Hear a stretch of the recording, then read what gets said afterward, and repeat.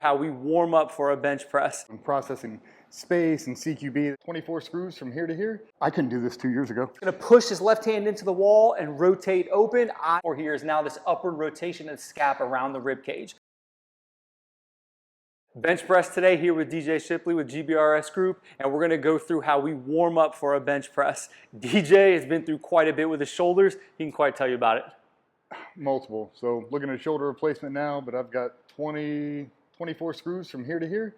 I've had the shoulder built twice now, and it's a nightmare. Just really arthritic. And first thing in the morning, on especially a press day, kind of prolong the warm up just because it takes longer now than it did 10 years ago. One thing we found with the tactical population is everyone has shoulder problems and everyone still wants to bench press and like, man, I can't. Yes, you can. We just need to get the shoulders moving better, more efficiently, and then get into a better position to bench press. You probably have seen our other video on bench press and how to break it down and do it more efficiently, but now we're gonna show you how to get started and get to that spot. So underrated, but a push-up. A push-up has so much value and it should be included in any press day as a warm-up. So we'll just start out with a pretty traditional push-up. From here, I like the about wider than shoulder grip position. And from here, I love closed chain movements with the shoulder. So the hand fixated on the ground, and different than to a bench press where the scaps are locked down, push-ups allows our scaps to move. So DJ is gonna go through a couple push-ups warming up for this bench press session. And we have a good 45-degree angle. I like having this angle right here with the elbows, kind of puts us in a prime position to push off from. He's kind of straight, tight abs. Everything's locked in, dialed in, tight tension throughout the body. Let's get like 5 more. And what we're noticing is letting these scaps move. So when he pushes up, he's letting this spread open, move as much as possible. Those scaps don't touch other bones. We want that movement to occur and there to be free range of motion there. How many push-ups have you done probably in your life, DJ? More than I can count for sure. Push-ups obviously have been deemed as a punishment exercise, but there's not. There's so much value with push-ups once you get past the notion of like, oh, just drop down and give me 100. There's a ton of value and we can load them up with weighted push-ups as well. One of the things we talk about are most people in tactical populations, you got there through a physical test. You had to do push-ups, pull-ups, run, a swim in some cases. You can never be too good at push-ups, and a lot of people, once they get past that initial block, get straight to bench press. I was one of the guys too. I didn't practice. And it really did hurt me. It did. Now we've gone back, all the way back. It's like this is the foundation of everything we do. I do them on every day we're here. Yep. Some sort of variation of a push-up. And it doesn't have to be bam, bam, bam, bam. Slow and controlled, focus on the squeeze, good movement of the shoulder blades. Really focus and dial some intent with the movement. For sure. So let's advance that push-up to, some people call it a yoga push-up. We call it in GBRS Group a Pike push-up. So let's do that Pike push-up. Big key here is same return on the bottom half of the push-up, so controlling that downward movement, but on the up, I'm sliding up, this yoga style push-up, and the big thing I'm looking for here is now this upward rotation of the scap around the rib cage. So down into a push-up, tight abdomen, everything returns right back up. Normal push-up on the way down, sliding, and then we get that upper rotation of the scapula, moving those scaps around the ribs.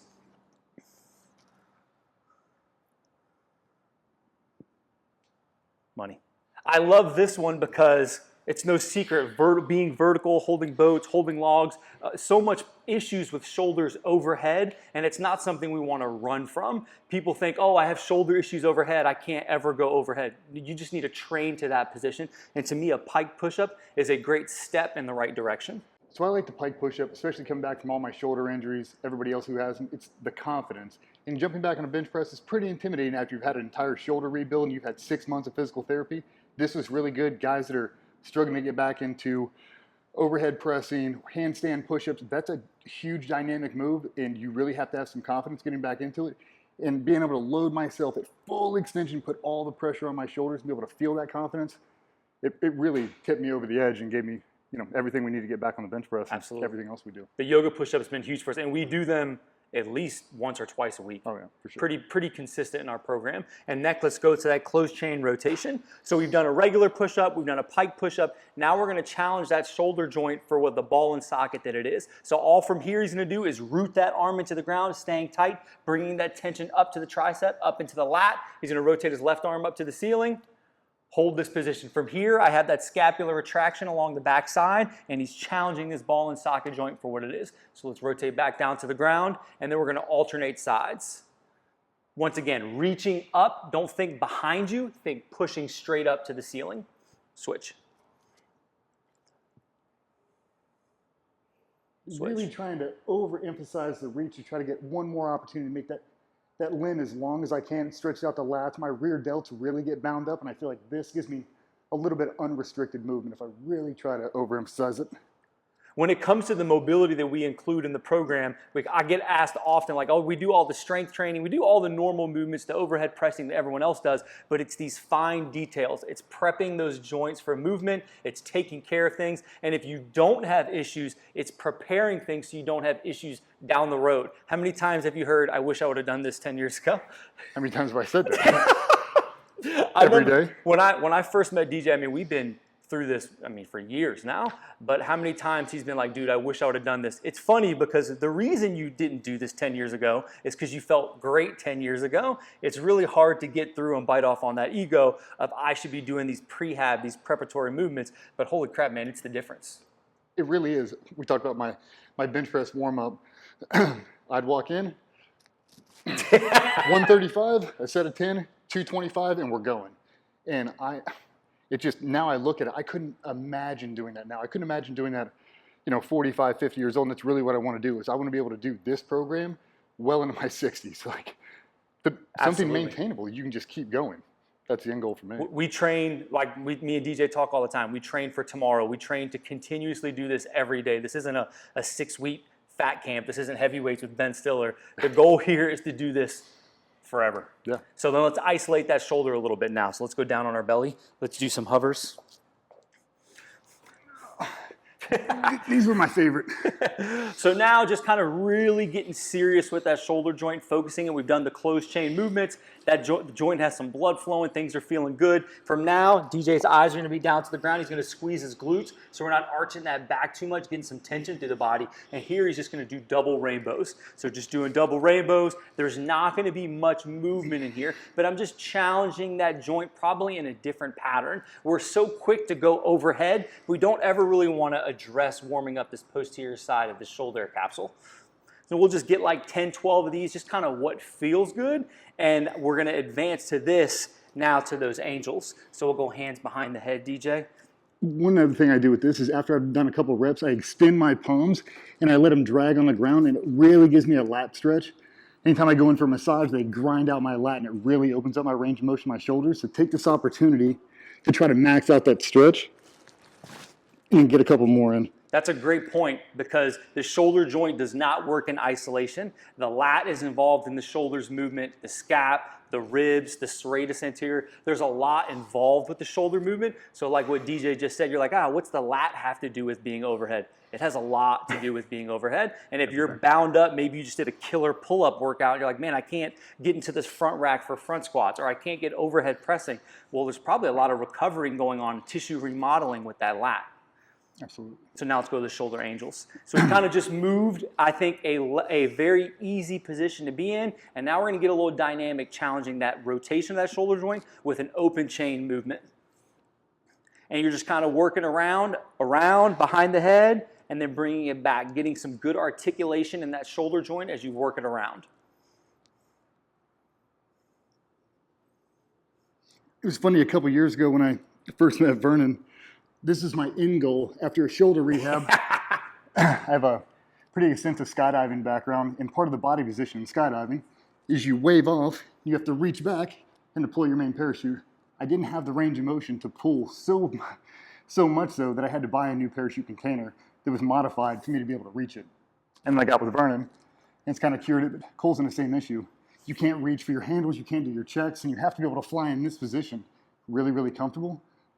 I couldn't do this 2 years ago. What that looks like, that position that DJ just is in, if you don't have this shoulder position here, what do you have to do to get it? Extend in the spine. While you're already in free fall, you're already bending. It's kind of just a recipe for disaster. But if we can prep with movements like this, I mean, this is something you could do when you're getting ready at the DZ to get your shoulders loose, get warmed up, get ready to go. Doesn't take any equipment. It's just you by yourself. It's funny, one of the guys was asking, we were on that big jump trip, and we came out and we had 5 sets of bands. We broke them out every morning, same thing. Beautiful. Everybody's doing it. Get the hip circles out, getting hips moving, because you're in a bunch of dynamic positions. And when you're at 140, 150 miles an hour, the wind has an actual force to it. So, I mean, I pull my shoulder out of socket, doing nothing but, resisting the wind. Yeah. Now that we've warmed up on the ground, let's move to a standing position, more open chain movements. Band pull-aparts are a great exercise and something we use in the GBRS performance program all the time. And I think it's one of DJ's more favorite movements because you just grab a band and just kind of move around with it. Absolutely. I've been doing these for a long time, more so when I got with Vernon. We used to do a bunch of cable crossovers in reverse, but ego got involved and it's a real strain. And it shouldn't be. Like, this should be a precursor to anything we're going to do in a really active warm-up. You can make this as hard as you want to, but it shouldn't be. We're trying to loosen everything out. Motion's lotion. Yeah, you're not trying to, motion is lotion, and you are not trying to max out a band pull apart. No. So smaller band, even better. So we'll just get some tension in that band, get it out about shoulder width apart. From here, keep the tension on the band throughout the entire time. And the biggest thing here is I want the scaps to move. So as you're doing this, letting the scaps move, squeeze them back simultaneously. When you reach out, let them move, move. Relax those shoulders. There you go. Let those scaps move around.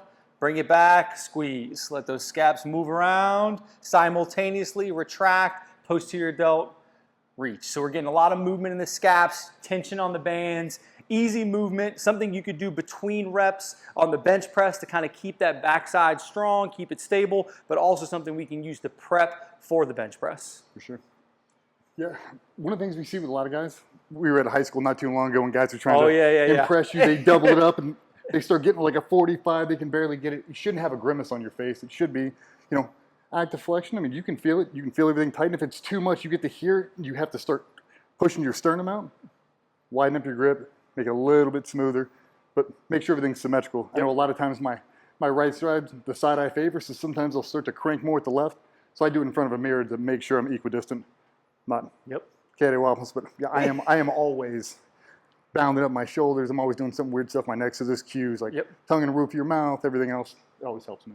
And remember, you're not trying to max this out. It's just small movements. So the lighter band, even better. Because if you start doing something too heavy, you're going to have to recruit to get that task done versus being able to isolate those smaller areas we're trying to do to prep for the bench press. For sure. Now that we've warmed up that shoulder, we want to make sure that we address what's going around the rib cage. So the T-spine rotating is key. Even though we're fixated on that bench press, we want to make sure we're moving things because we're not just preparing for a bench press. We're preparing to move to a bench press, but we still need to be mobile for life. For sure. So I love this setup here. We'll be in this kneeling position to kind of lock our lumbar spine down a little bit so it doesn't donate too much mobility, getting into this 90-90 position.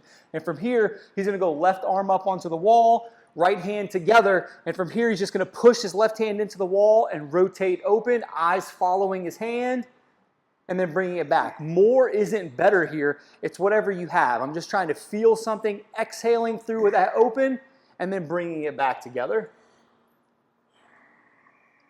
So with DJ, not only did he have all of his shoulder injuries while he was in the military, but we had that electrocution incident. Yep. So we have a lot of tissue bound up around that scap and around that clavicle. So we need to make sure we get as much movement as possible around that upper chest area, around that posterior upper back area, so that he has that movement, because you've had all kinds of knots and issues up there. For sure. One of the things is we try to chip away at this every time. If you notice my first rep, I'm probably 8 inches off the wall. Second rep, probably 5 inches off the wall. Third rep, I'm touching the wall now, and just keep going to try to make that. I mean, the first time we tried this, I'd probably stop at 45 degrees out. I had nothing. My whole upper body was so locked in place. This nasty grimace, and you just don't want to. All the precursor movements allow us to get to where this can be nice and easy. And the body loves stability. So that cue of pushing that left hand into the wall, finding some stability that we can have mobility off of versus you just kind of free in the world, kind of figuring it out. So I like the wall for this one. Absolutely. Great movement. Really been helping us out. When it comes to warming up for the bench press, the one area that I think gets zero attention is the neck. So we've been introducing a lot of neck rotations into any time we're pressing. It's so underlooked and undervalued, but the second you start doing it, I think it's a great routine and a great thing to build on to do forever. For sure. So what he's going to do is going to try to sit in this upright position, and he's basically going to take his chin down to his chest, and from here he's going to rotate over to his shoulder and just take as big of a circle as possible. We do all this movement on the shoulders, on the scaps, on the chest, on the upper back, on the ribs, but for some reason we always overlook what the neck is. But if we're really honest with ourselves, especially in the tactical population, the neck is one of the biggest problems because everyone is in this forward head posture. We're always on the front side of our body, so we need to have this movement. Plus, if you can move your neck, you don't have to move your body. So if you're moving around a room, you're doing something operational, if you have no mobility cervically, you have to turn your shoulders to address a target. If you have that mobility in your neck, you can just move and observe and still be able to function forward. It's such a great point. Having the freedom of movement to be able to move your neck and not your upper body allows so many more options when processing space and CQB, the tactical environment. Let's not forget that the helmet you wear is 15 pounds. So you have it on all day long. Your neck's constantly fatigued, and a lot of guys, they just develop bad posture. I know I did. I had a nasty forward lean. It was like I was always had something around my neck. And it's a cue we do every single day, from a back squat to a bench press. He's constantly correcting my neck position, what I'm doing, and how it affects every other lift we do. And just think about your day-to-day. If you have to look for oncoming traffic, you probably turn. If you're addressing someone like here, I'm talking to DJ, I'm probably gonna be like, yo, DJ. I'm not gonna be like, hey, DJ. We don't use that part of our neck. It's almost we default to what our eyes can do, to what's the easiest position, but that's your body's job. It's to be as lazy as possible. So we wanna make sure we're warming up, getting those big circle positions in that neck. One of the things I like about it too is, depending on how you sleep, if you sleep at all, a lot of guys in the tactical profession, you don't sleep well. This gives me the awareness to know what my neck, our current status is. A lot of times we'll do a neck warm up, I'll get right to here and I'll go, oh, yeah, what is that? And it gives us one chance to work on it right now before we start stacking on weight, before I compound this injury. We can stop, we can grab a lacrosse ball, we've got a Theragun, we can work it out real quick. It gives me the awareness to know the condition of my neck and overall my entire body, really. Hope those things help. Try those movements. If you haven't tried the GBRS program yet, you definitely need to check it out. Yeah. Appreciate you guys.